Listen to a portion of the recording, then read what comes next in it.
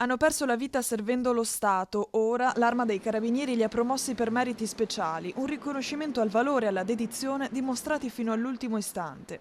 A pochi giorni dalla tragedia di Casteldazzano, Valerio da Pra, brigadiere capo in servizio a Padova, è stato promosso al grado di maresciallo. Davide Bernardello, carabiniere scelto, è stato promosso ad appuntato, mentre Marco Piffari, luogotenente in servizio a Mestre, è stato promosso a sottotenente. Con questi nuovi gradi, l'Arma, il Veneto e l'Italia intera li onorerà domani, durante i funerali di Stato nella Basilica di Santa Giustina a Padova.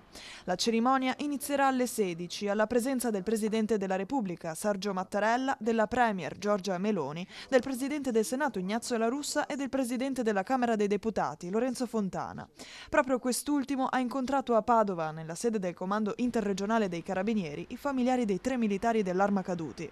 Oggi i feretri sono arrivati al Comando Provinciale di Padova. La Camera Ardente è stata allestita nella sede dell'Arma e resterà aperta fino alla mezzanotte di oggi e domani dalle 6 del mattino fino alle 14.